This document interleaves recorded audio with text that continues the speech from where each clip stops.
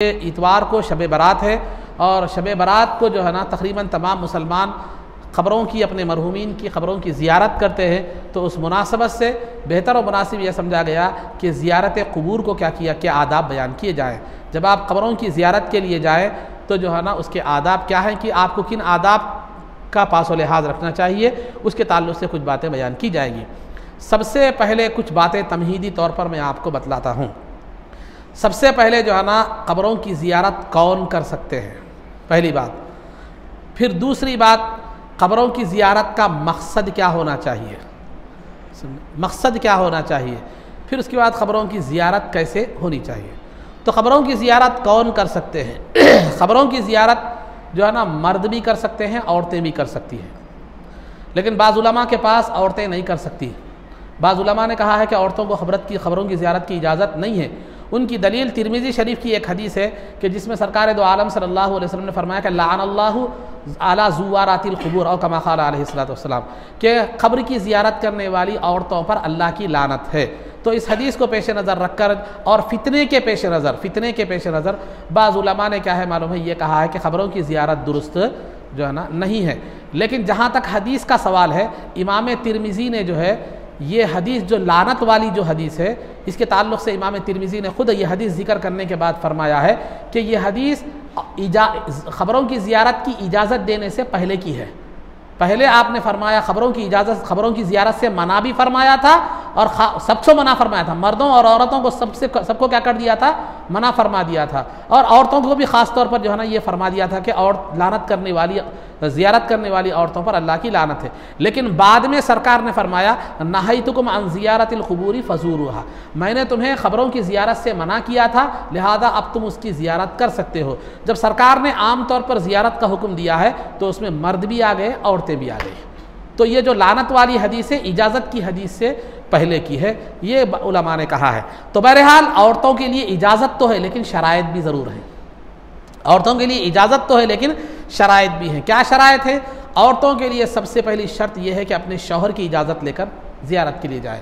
शौहर इजाज़त दे तो जाए, शौहर इजाज़त न दे तो क्या है मालूम है, न जाए, क्योंकि क़बरों की ज़ियारत मुस्तहब है, शौहर की इताअत वाजिब है। और फिर दूसरा, जब जा रहे हैं ज़ियारत के लिए जा रहे हैं तो पर्दे का एहतमाम करें, पर्दे का जो है ना एहतमाम करें। और दूसरा, वहाँ जाने के बाद भी ख़ास तौर पर पर्दे का एहतमाम करें। और ज़र्ख़ बर्ख़ लिबास पहनकर, झनकार वाले जो है ना लिबास पहनकर या खुशबू लगाकर जो है ना न जाए। मर्द और औरत की खुशबू में दो फ़र्क है। औरत की खुशबू ज़्यादा होती है, मर्द की खुशबू में बू ज़्यादा होती है, रंग नहीं होता। औरत की खुशबू में रंग होता है, बू नहीं होती। जैसे मेहंदी वगैरह को भी उसकी मिसाल दी गई है। तो बहरहाल ऐसा लिबास न पहने, बुरखा वगैरह जो भी लिबास हो कि गैरों की नज़र क्या है आपकी तरफ मुतवज्जे हो। तो पहले तो शौहर की इजाज़त लें। दूसरा, खुशबू लगाकर ज़र्ख़ बर लिबास पहनकर या जो है ना तंग लिबास पहनकर, झनकार वाले जेवर पहनकर क्या करें, ना जाए। वहाँ जाने के बाद मर्दों से ना मिले, मर्दों इख्तिलात ना हो, मर्दों और औरतों का इख्तिलात क्या है मालूम, वहाँ पर मेल मिलाप ज़ियारत गाह के पास ना हो। और वहाँ जाकर जो है ना जो मकसद है ज़ियारत का मकसद, वो ज़ियारत का मकसद पूरा कर ले, आ जाए। ये जो ज़ियारत के मैं जो तरीक़े बता रहा हूँ, ये आम मुसलमानों के लिए भी है, औलिया के लिए भी है, सरकार की ज़ियारत के भी है, सबके है बता रहा हूँ एक साथ आपके सामने। तो वहाँ जाने के बाद आप क्या करें मालूम है, जो भी है वो कर ले के जो है ना ज़ियारत कर ले के फ़ौरन निकल जाए। पर्दे का पूरा पास व लिहाज रखे। और अपने किसी अज़ीज़ की ख़बर के पास आप गए हैं, किसी रिश्तेदार की, तो वहाँ जाकर रोआ रोट ना करें, जज़ा व फ़ज़ा जो है ना करें। अगर औरतें इन बातों का लिहाज रखती हैं तो तभी उनके लिए ज़ियारत क़ुबूर जायज़ है। जिन उलमा ने ज़ियारत क़ुबूर को जायज़ करार दिया है, उन्होंने इस शराइत के साथ ज़ियारत क़ुबूर को जायज़ करार दिया है। अगर औरतें इस बात का लिहाज नहीं रख सकती तो फिर उन्हें नहीं जाना चाहिए, घर से ही फातिहा या इसाले सवाब क्या करना चाहिए, करना चाहिए। तो आज हमारा माहौल देखा जाए तो दरगाहों के पास बेपर्दगी आम हो चुकी है, बल्कि हमने दरगाहों को पिकनिक गाह बना लिया है। पका लिए, कर लिए, जाके वहाँ दरगाहों के पास बैठकर, आम तौर पर दरगाहों का जो अहाता होता है वहाँ कई ख़बरें होती है, वो ख़बरस्तान होता है और ख़बरस्तान में खाना खुद मना है। हम जाकर वहाँ क्या करते हैं, मालूम एक पिकनिक के तौर पर जाकर, हाँ आपने खाना ले गया है, दूर किसी इलाके में गए हैं, जैसे गुलबर्गा वगैरह गए हैं, तो वहाँ पर गए हैं तो आपने तोशा वोशा है, कमरे में खा लीजिए या कहीं बाहर दूसरे मुकाम पर जंगल में वगैरह खा लीजिए, लेकिन वहाँ एरिए में जो बारगाह के जो एरिए होते हैं वो आमतौर पर बाज़ खबरें नज़र आती है, बाज़ नज़र जो है ना नहीं आती। कहीं वहाँ खबरस्तान होता है, अब गुलबर्गा शरीफ की ही आप मिसाल ले लीजिए, वहाँ कई खबरें मौजूद हैं, हम वहाँ पर जाकर देखेंगे लोग औरतें क्या है मतलब बैठ कर खाती रहती हैं, बेपर्दगी होती रहती है। फिर भी गुलबर्गा में ये एहतियात रखी गई है कि बाज़ार के पास औरतों को जाने नहीं दिया जाता। औरतों का अलग दरवाज़ा है, लेकिन उसके बावजूद भी औरतें बन सवर कर बेपर्दगी के साथ उसी दरवाजे के पास ठहरती हैं जहाँ से मर्द ज़ियारत करने के लिए क्या करते हैं, जाते हैं। जबकि पिछले एरिया में क्या है मतलब समाखाने की जानिब क्या है, औरतों के लिए दरवाज़ा अलग रखा गया है, उसके बावजूद भी हमारी औरतें क्या करती हैं, बेपर्दगी का लिहाज, पर्दे का लिहाज नहीं रखती, वहाँ पर जाकर करती हैं। तो वहाँ बुजुर्ग की ज़ियारत 1 मरतबा, औरत की ज़ियारत 2 मरतबा होती है। इसमें इंतज़ामिया का कोई कसूर नहीं है, बल्कि हमारा अपना कसूर है, हमारे मर्दों का कसूर ज़्यादा है। मैं ऐसा बताता हूँ, जो अपनी औरतों को पर्दों का एहतमाम नहीं करना।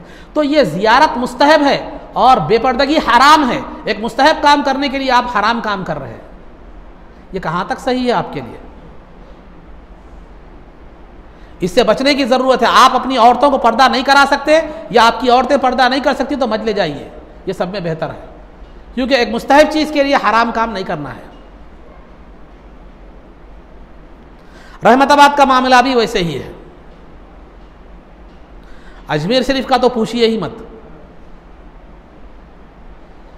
औरतें और मर्द बिल्कुल ऐसे मिलकर चलते हैं दरगाह शरीफ में। आप लोग भी जो गए हैं वो देखेंगे, भाई के बहुत लोग जाते रहते हैं अजमेर शरीफ को। जबकि फुक़हा ने यहाँ तक लिखा है, आप उम्रा या हज के लिए गए हैं, हजर अस्वद को चूमना है अगर आपको, तो वहाँ भीड़ ज़्यादा है, औरत मर्द मिलकर चलने का अंदेशा है, तो औरत को हुक्म है कि वो दूर से ही क्या करे, इशारे से हजर अस्वद को बोसा दे, करीब हजर अस्वद को जाकर बोसा न दे। काबतुल्लाह हजर अस्वद के ताल्लुक से ये फुक़हा ने लिखे हैं, तो या तो मज़ारात के पास तो हम उसका और कर दे रहे हैं। जब आप देखिए एक औरत और मर्द जब अल्लाह एक बुजुर्ग की बारगाह में जा रहे हैं, बिल्कुल बिल के दब के चल रहे हैं, तो वहाँ कहाँ ज़ियारत का क़स्द कहाँ है, इबरत का ख्याल कहाँ है, नेकी का ख्याल कहाँ आ गया? वो तो फितना हो गया। तो इस बात का लिहाज रखिए। तो जा सकते हैं तो इन शराइत के साथ जाना है, वरना अगर नहीं तो फिर ना आप अपनी औरतों को ले जाइए, ना अपने जो है ना खुद आप जो है ना, औरतें अगर कहीं हैं तो एहतियात कीजिए, दूर से ज़ियारत कर लीजिए। तो ये एक मुस्तहब काम के लिए हराम काम करने से ना अल्लाह खुश होगा, ना रसूल खुश होगा, ना बुजुर्ग खुश होंगे।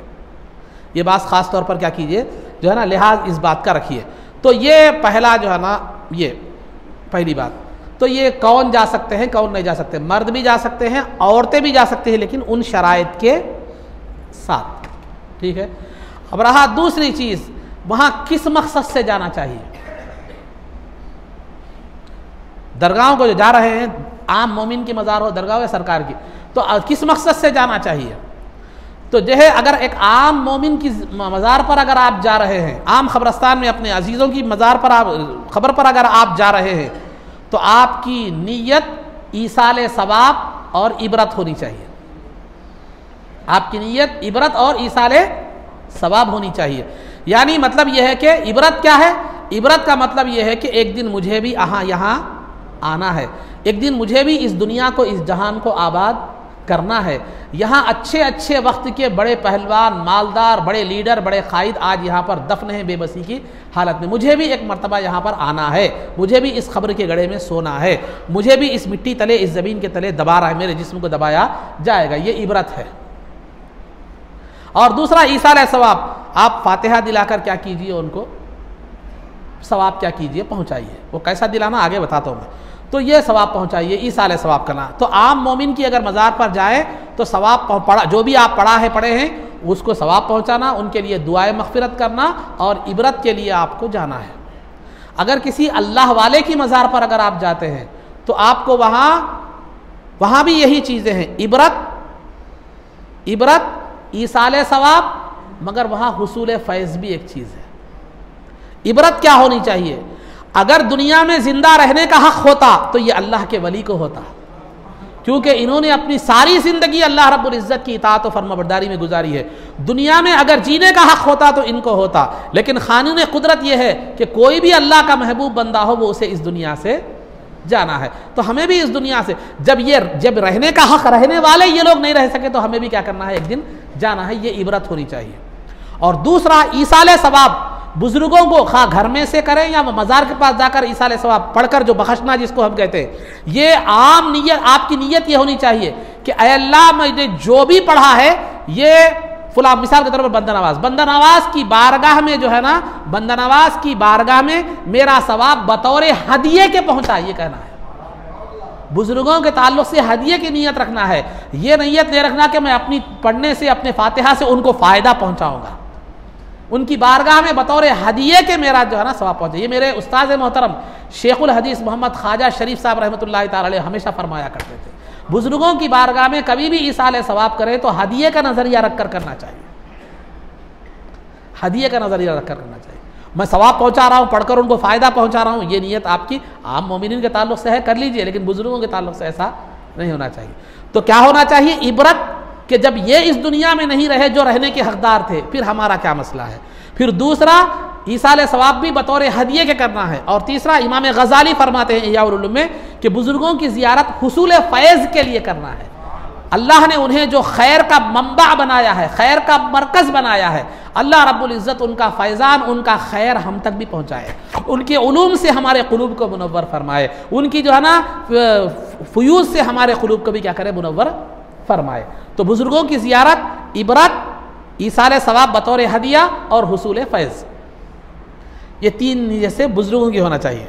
तीसरी, सरकार की जो ज़ियारत होती है, वो ज़ियारत तो जो है ना, वो सरकार की ज़ियारत जो है, वो सरकार की ज़ियारत जब सरकार की बारगाह में जाएं तो वो हुसूल शफ़ाअत के लिए होनी चाहिए, क्योंकि सरकार ने फरमाया कि मंज़ारा क़ब्री वजबत लहू शफ़ाअती, कि जो है मेरी, जिसने मेरी ज़ियारत की उस पर मेरी शफ़ाअत, उसकी मेरी बख्शिश क़यामत के दिन क्या हो जाएगी, वाजिब हो जाएगी। तो सरकार की बारगाह में जो हाजिर होते हैं तो गुलामी के ज़रिए, गुलाम का सलाम अर्ज़ करने के लिए, सलात व सलाम की पेशकशी के लिए और शफ़ाअत के हुसूल की गर्ज से जाना चाहिए। और जो है ना, ख़ास तौर पर यह बात याद रखिए कि बुज़ुर्गों की बारगाह में जब जाएं तो सर उनके क़दमों में डालने से बेहतर यह है कि दिल उनके क़दमों में डालें, दिल उनके क़दमों में जो है ना डालें। अगर वो बाहयात होते तो कैसे अदब व एहतराम के साथ जाते थे, वैसे क्या करें, उनकी बारगाह में क्या करें, जो है ना जाएं। और सरकार की बारगाह में जाना नसीब हो तो वहाँ तो नफस गुम करदा मी आयत जुनैद बायज़ीद ईजा का मामला है कि जुनैद बायज़ीद जैसे औलिया सरकार की बारगाह में जब हाजिर होते तो फिर जो है ना जोर से सांस लेने को भी बेअदबी समझा करते थे। तो सरकार की बारगाह में हाजिर होना नसीब हो, उन मुबारक फ़िज़ाओं में सांस लेना अगर नसीब हो, अल्लाह वो सआदत और वो जो है ना नेक बख्ती नसीब फरमाए। और कोशिश भी कीजिए, दुआ भी कीजिए कि ज़िंदगी में वो मुकाम पर जाना आपको नसीब हो जाए। अगर जो है ना नेक बख्ती के साथ सरकार की करम नवाजी हो जाए, बुला ले, तो वहाँ जाने के बाद सरकार के सामने जब खड़े हों तो ये तसव्वुर होना चाहिए कि कायनात में रुए ज़मीन पर इससे बुज़ुर्ग और बरतर कोई बारगाह नहीं है, इससे बढ़कर कोई बुजुर्ग बारगाह नहीं है। कायनात में जितना अदब के जितने पैमाने हो सकते हैं, अदब के जितने उसूल हो सकते हैं, अदब के जितने ज़वाबित और ख़वाइद हो सकते हैं, वहाँ जितने भी अपनाए जाएं वो कम है। एक मामूली मिसाल मैं आपके सामने देता चलो, एक मामूली मिसाल, उमर फ़ारूक रज़ी अल्लाह तआला अन्हु का दौर खिलाफत है। सरकार की बारगाह में जो है ना ताइफ के दो लोग आए, थोड़ा ज़ोर से बात करने लगे, तो उमर फ़ारूक रज़ी अल्लाह तआला अन्हु ने उनको इधराओ में, इधराओ बल्कि नहीं बुलाए, बल्कि कंकर लेकर उनको मारा, मारकर मुतवज्जे किया, इशारे से बुलाए, बुलाकर पूछा कि तुम कहाँ के रहने वाले हो? तो उन लोगों ने कहा हम ताइफ के रहने वाले हैं। तो उमर फ़ारूक रज़ी अल्लाह तआला ने फरमाया अगर तुम मदीने के होते तो सरकार की बारगाह में बुलंद आवाज़ से गुफ्तगू करने पर मैं तुम्हें कोड़े मारता था। ये अदब है बारगाह मुस्तफ़ा का। मगर बहुत अफसोस, बहुत तकलीफ के साथ मुझे ये कहना पड़ता है, वहाँ भी हमारे लोग जाकर सेल्फियाँ लेते हैं, फ़ोटो लेते हैं, वीडियोस जो है ना लेकर जो है ना लोगों को वीडियो कॉलिंग करके अपने घर वालों को बताते हैं। इतनी तकलीफ होती है वहाँ पर जाने के बाद, वो काबतुल्लाह के तवाफ़ के दौरान हो या हरम काबा में हो, तवाफ़ करते रहते हैं, वीडियो कॉलिंग चलती रहती है। अरे खुदा की बारगाह में तवाफ कर रहे हैं, एक मुजरिम की तरह तुम्हें तवाफ करना चाहिए। बल्कि फुकहा ने एहतियात यहां तक भी लिखा है कि काबे की तरफ रुख भी ना करो, पीठ भी मत करो, एक मुजरिम की तरह सर झुकाकर तवाफ किया करो। बारगाह मुस्तफ़ा में अदब का एहतराम यह होना चाहिए। लेकिन वहां अफसोस सिवाय चंद, लेकिन बाद अल्लाह के बंदे ऐसे भी होते हैं कि वो जब गुजरते हैं सरकार की जाली के सामने तो उनके आंसू रवा दवा हो जाते हैं। तो बाज होते हैं तो नमक जो है ना खाने में चावल में कंकर के मुतरादिफ। लेकिन अक्सर बहुत अफसोस की बात, बहुत अफसोस तकलीफ के साथ कहना पड़ता है, वहां सेल्फियों में और वीडियो कॉलिंग में वहां पर वक्त गुजर जाता है। अरे कहां पर खड़े हैं आप, किसके सामने खड़े हैं? नऊज बिल्ला सुम्मा नऊज बिल्ला, किसी मुर्दे के सामने खड़े नहीं है, बल्कि उस जात के सामने खड़े हैं जो वहां आराम फरमा होकर मदीने में भी है तो आपकी खबर रखती है, हिंदुस्तान में भी रहते हैं तो आपकी खबर रखती है। मगर मेरी आपसे गुजारिश है, जहां तक मेरी ये बात पहुंचती है, अगर आपको हज को जाना नसीब हो, उम्रे को जाना नसीब हो, सरकार की बारगाह में जाना नसीब हो, तो ये काम आप मत कीजिए। वीडियो कॉलिंग का जो है ना मत कीजिए तवाफ के दौरान और हरम में, और सरकार की बारगाह का पास लिहाज रखिए। तो सरकार की बारगाह में अदब व एहतराम ज़रूरी है। और शफाअत के हुसूल के लिए क्या करना चाहिए आपको? सरकार की बारगाह में सलात व सलाम पेश करना है। फिर अबू बकर और उमर रज़ी अल्लाह तआला अन्हुमा के बाद रफ्ता रफ्ता उसके आदाब अलग है, तो लिहाजा वो सलात व सलाम पेश करना चाहिए और ये समझ कर वहाँ ज़ियारत करना चाहिए कि ये बारगाह रूए ज़मीन पर सबसे अफजल तरीन बारगाह है, क्योंकि वो बेमिसल मखलूक की बारगाह है। जिस तरह सरकार का कोई सानी नहीं है दुनिया में मखलूक में, उसी तरह मखलूक में, दुनिया में नहीं पूरी मखलूक में, उसी तरह आपके बारगाह का भी कोई सानी नहीं है। अल्लाह ने आपको उस मुकाम पर गाया है, भेजा है, तो आपके अंदर शुक्रगुजारी के जज्बात के साथ अदब व एहतराम भी होना चाहिए कि इस नापाक को, इस गुनाहगार को अल्लाह ने उस मुबारक ज़मीन पर जाने की सआदत नसीब फरमाई। वहाँ आपको बहुत से मनाजिर देखेंगे, अरब को भी देखेंगे बड़ी जुर्रत करते हुए, हर एक ऐसे भी दिखेंगे, लेकिन हमें उनको अपनाना नहीं है, हमें अपने हिसाब से काम करना है, अदब का दामन वहाँ छोड़ना नहीं है। तो बहरहाल अलगर्ज़ अज़ीज़ान मोहतरम, ये मकसद में बता रहा था, मर्द और औरत जा सकते हैं लेकिन औरत शराइत के साथ जाएगी। और मकसद क्या होना चाहिए? आम मोमिनीन की ज़ियारत इबरत के लिए, ईसाले सवाब के लिए, दुआए मग़फ़िरत के लिए होना चाहिए। बुज़ुर्गान दीन की ज़ियारत जो है ना, इबरत के लिए, ईसाले सवाब हदिये के लिए और हुसूल फ़ैज़ के लिए। सरकार की बारगाह में जब जाए तो हुसूल शफ़ाअत के लिए जाए। तो अज़ीज़ान मोहतरम, वहाँ जाने से सरकार की अज़मत नहीं है, बल्कि वहाँ हमारी अज़मत बढ़ जाती है, वहाँ हमारी अज़मत बढ़ जाती है। एक शायर का शेर मैं आपके सामने बताता चलो। एक शायर ने सरकार की शान में लिखी, शान लिखकर नात लिखी, नात लिखकर कहा, मा इन मदहतु मुहम्मदन बी मखालती वलाकिन मदहतु मखालती बी मुहम्मदिन, कि मैंने अपनी नात और अपने कलाम से सरकार की तारीफ नहीं की, बल्कि सरकार की नात लिखकर मैंने अपने कलाम की इज्जत बढ़ा दी है। तो वहाँ जाने के बाद आपकी इज्जत बढ़ जाती है, आपका मुकाम बढ़ जाता है। वो सांसें जो सरकार की बारगाह में, सरकार के रोज़े में, सरकार के मुबारक शहर में ली जाती है, जिंदगी की कोई सांस उसका मुकाबला नहीं कर सकती। और वो दीदार जो सरकार की बारगाह में आपने किया है, वो जो मुकाम, जो सरकार की जाली का जो दीदार और मंजर है, दुनिया का कोई हसीन से हसीन मंजर वहाँ वो काम जो है ना, वो मुकाबला उसका नहीं कर सकता। तो आप दुनिया की सबसे बड़ी बारगाह में, रूए ज़मीन पर सबसे मुक़द्दस बारगाह में, रूए ज़मीन की सबसे पाकीज़ा हवा में, रूए ज़मीन का सबसे बेहतर मंजर का मुशाहदा आप कर रहे हैं, तो वो वक्त सेल्फी में, वीडियो कॉलिंग में और गफलत में ना गुजरे, पूरी मोहब्बत और अदब के साथ आंसू बहाते हुए सरकार की बारगाह के सामने से गुजरे। नहीं मालूम कि नज़र पड़ जाए तो दिन में इनखिलाफ पैदा हो जाएगा। तो अलगर्ज़ अज़ीज़ान मोहतरम, ये चंद बातें मैंने आपके सामने जो है ना अर्ज़ की। तो ये ज़ियारत क़ुबूर का क्या इरादा, कैसा मकसद कैसे होना चाहिए? अब ज़ियारत क़ुबूर का तरीक़ा क्या होना चाहिए? तो ज़ियारत से खैर सरकार की ज़ियारत का मसला तो एक तरफ से आते हैं, एक तरफ से लोग चले आते हैं, वहाँ एक नज़्म है, निज़ाम है। अब आम तौर पर आम मुसलमान हैं या औलिया अल्लाह की मज़ारात के पास अगर आप जाते हैं तो ज़ियारत का तरीक़ा क्या होना चाहिए? तो ज़ियारत का तरीक़ा ये होना चाहिए कि सबसे पहले आप जिसकी भी क़ब्रस्तान में अगर जाते हैं तो ख़बरों को न खुंदे। इस बात का लिहाज रखें कि ख़बरों को न खुंदे, क्योंकि ख़बर पर पैर रखना आग के अंगारे पर पैर रखने की तरह है, उससे साहिब ख़बर को तकलीफ़ भी होती है। तो अलगर्ज़ अज़ीज़ान मोहतरम, तो क़ब्रस्तान को जब जाएँ तो सबसे पहले दाखिल होने से पहले सलाम करें, अस्सलामु अलैकुम दारा कौमिन मुमिनीना व इन्ना इंशा अल्लाहु बिकुम लाहिक़ून। लंबी दुआएँ भी रिवायतों में मुख्तलिफ़ दुआएँ आई हैं, ये मुख्तसर और इससे तवील भी आई हैं, और जो है ना कई दुआएँ भी जो है ना आई हैं। तो आप अगर बड़ी याद है तो बड़ी, या छोटी भी याद है तो अस्सलामु अलैकुम या अहलल क़ुबूर भी आप जो है ना कह सकते हैं। तो जब जाएँ क़ब्रस्तान में तो मय्यत के पैर की तरफ से दाखिल हो, सर की तरफ से दाखिल होते हैं तो मय्यत को तकलीफ़ होती है। मैयत के कैसा जाएँ? अब देखिए, अब मिसाल के तौर पर मैं बैठा हुआ हूँ, मैयत का सर इधर होता है शुमाल की जानिब, पैर जुनूब की, ऐसा, ये ऐसे अब आमतौर पर जो है ना ऐसा रखते हैं मैयत को। तो ये अगर आप जाते हैं, पैर मैयत के पैर हैं, मैयत के पैर से लेफ्ट साइड आ जाइए आप, मैयत के पैर से क्या हो जाइए? लेफ्ट साइड आ जाइए। मैयत के सीने के बराबर आ जाइए, इस तौर पर कि आपकी पीठ क़िबले की तरफ हो और सीना जो है ना मैयत के तरफ, इस तरफ आ जाइए, पैरों से तरफ से आइए, आकर सीने के बराबर खड़े हो जाइए। खड़े होकर फातिहा दीजिए। फातिहा में क्या पढ़ना है आपको? यासीन पढ़ना है तो यासीन पढ़िए। यासीन पढ़ने से भी जो है ना बहुत ज़्यादा अजाब में तखफीफ, पूरे ख़बरस्तान के लोगों के अजाब में तखफीफ हो जाएगी। तो यासीन पढ़ना है, मौका है आपको, यासीन पढ़िए। नहीं, मौका उतना ज़्यादा नहीं है तो आप 1 मरतबा सूरह फातिहा या 7 मरतबा भी सूरह फातिहा पढ़ सकते हैं आप। 1 मरतबा सूरह फातिहा, 3, 5, 7, 9, 11, इन तीनों इतनों में से कोई 1 मरतबा जो है ना, कोई अदद आप क्या करें, सूरह इखलास यानी कुल हुवल्लाहु अहद पढ़ें। और 1 मरतबा अलिफ लाम मीम ज़ालिकल किताबु ला रैब फीह से उलाइका अला हुदम मिर रब्बिहिम व उलाइका हुमुल मुफ्लिहून तक पढ़ें। उसके बाद आयतुल कुर्सी पढ़ें, अल्लाहु ला इलाहा इल्ला हुवल हय्युल क़य्यूम।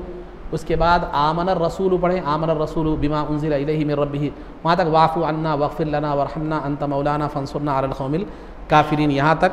फिर उसके बाद सूरह तकासुर, अल्हाकुमुत तकासुर हत्ता ज़ुरतुमुल मक़ाबिर। फिर उसके बाद सूरह फ़लक़, क़ुल अऊज़ु बिरब्बिल फ़लक़। उसके बाद सूरह नास, क़ुल अऊज़ु बिरब्बिन नास। मैं एक आयत पढ़ रहा हूँ, आप एक आयत पढ़ेंगे, पूरा सूरा है। फिर उसके बाद 3 मरतबा दुरूद शरीफ, ये आप पढ़े हैं। नहीं, अगर आपको इतने नहीं आते तो इसमें से जो आते हैं वो पढ़िए, जो आते हैं जो है ना वो पढ़े। या अगर आपको वक्त इतना नहीं है तो जितना पढ़ सकते हैं या पढ़िए, या कम से कम वक्त थोड़ा है तो नहीं पढ़ने से बेहतर है 1 मरतबा सूरह फातिहा पढ़कर भी इसाले सवाब आप कर सकते हैं। जितनी देर अच्छे अंदाज में खुशू खुशू से आप कर सकते हैं ये करिए। उसके बाद फातिहा देने के बाद आम मय्यत, आम मुसलमान है तो उसकी दुआए मग़फ़िरत के लिए, सरकार की शफ़ाअत के लिए, उसकी ख़ब्र की जो है ना कुशादगी के लिए, उसकी ख़ब्र की राहत के लिए क्या कीजिए? दुआ कीजिए। और अगर बुज़ुर्गान दीन के पास जाते हैं तो आप जो भी पढ़े हैं उसका सवाब बुज़ुर्ग की बारगाह में बतौर हदिये के पेश कीजिए और उनके दराजात की बुलंदी के लिए दुआ कीजिए, उनके दराजात की बुलंदी के लिए दुआ कीजिए। और दुआ कीजिए कि अल्लाह मुझे उनके उलूम और फ़ुयूज़ से मुझे बहरावर फरमा, उनके फ़ैज़ मुझ पर जारी जो है ना फरमा, ये दुआ कीजिए। फिर उसके बाद सरकार की बारगाह में जब जाते हैं तो सलात व सलाम का ही, वहाँ फातिहा वगैरह का आपको उतना मौका जो है ना नहीं मिलता। अगर फातिहा का मौका मिला तो बड़ी सआदतमंदी की बात है, लेकिन आमतौर पर रश ऐसी होती है कि वहाँ आपको खाली सलाम करते हुए जो है ना गुजरने का मौका मिलता है। पुलिस वाले वगैरह वहाँ पर ठहरने आपको जो है ना नहीं देते। तो बहरहाल ये फातिहा करें, आम मोमिन के पास दुआ करें, बुज़ुर्गों के पास दुआ करें, सरकार के पास सलात व सलाम जो है ना पेश कर लिए। उसके बाद ये आपकी ज़ियारत का तरीक़ा हो गया। फिर वापस आते वक्त भी क्या कीजिए मालूम है, ऐसे अंदाज में आइए कि ख़बरों को जो है ना खुंदे, ख़बरों को ना खुंदे। और दूसरी बात जो है ना ये तो ज़ियारत क़ुबूर के आदाब हो गए। अब उसके बाद क़ब्रस्तान में अब चंद बातें मैं आपके सामने बता रहा हूँ। आम तौर पर अगर जुमा के दिन हमारे पास लोग क्या है ख़बरों की ज़ियारत करते हैं। बहुत से लोग जुमा से पहले करते हैं। जुमा से पहले ख़बरों की ज़ियारत मत कीजिए, क्योंकि ख़बर की ज़ियारत मुस्तहब है और अज़ान होने के बाद नमाज जुमा की तैयारी करना वाजिब है। तो लिहाजा जो भी ज़ियारत करना है आपको जुमा की नमाज़ पढ़ने के बाद क्या कीजिए, मरहूमिन की क्या कीजिए, ज़ियारत कीजिए, जुमा से पहले मत कीजिए। और दूसरा, हमारे पास आम तौर पर दरगाहों के पास गए तो भी बैठकर तोशे ले जाकर खाना उना खाते हैं, ये मत कीजिए। वहाँ ख़बरस्तान होता है आम तौर पर, और ये वहाँ इबरत का मुकाम है, आपको पिकनिक का मुकाम नहीं है। और दूसरी बात, हमारे पास कोई मर जाते हैं, इंतकाल हो जाते हैं, तो नमाज जनाजा के बाद बसा औक़ात मस्जिद में मौस खजूर वह तकसीम करते हैं, ख़बरस्तान में बसा औक़ात मौस खजूर वह तकसीम करते हैं, पानी पिलाते हैं। ठीक है, अगर ईसाले सवाब के लिए कर रहे हैं तो ये ठीक है, लेकिन मस्जिद के बाहर और ख़बरस्तान के बाहर तकसीम करें, क्योंकि ये 2 मुकामात खाने और पीने के लिए नहीं है। इनके आदाब ये, ख़बरस्तान तो इबरत का मुकाम है और दूसरा मस्जिद तो आदाब यह है कि वहाँ पर खाया ना पिया जाए। मुसाफिर और मोतकिफ़ के लिए खाने और पीने की क्या है वहाँ पर इजाज़त है। तो बहरहाल ये बात का ख़ास तौर पर जो है लिहाज रखें। जो भी आपको तकसीम करना है दफनाने के बाद बाहर जब निकल रहे हैं क़ब्रस्तान के दरवाज़े पर तकसीम करें, या मस्जिद के दरवाजे के बाहर के दरवाजे पर तकसीम करें। ईसाले सवाब की अगर नीयत है, कुछ खिलाकर सवाब पहुँचाना है या पानी की जो है ना पिलाना है, जो भी है तो ये इस तरह का ख़ास तौर पर पास व लिहाज जो है ना रखें। तो ये शब बारात के पेश नज़र ज़ियारत क़ुबूर के आदाब और उससे मुताल्लिक़ा जो ज़रूरी जो है ना बातें थी वो आप हज़रात के सामने क्या की गई, रखी गई। और जो है ना अभी तो 2 उन्वानात बाकी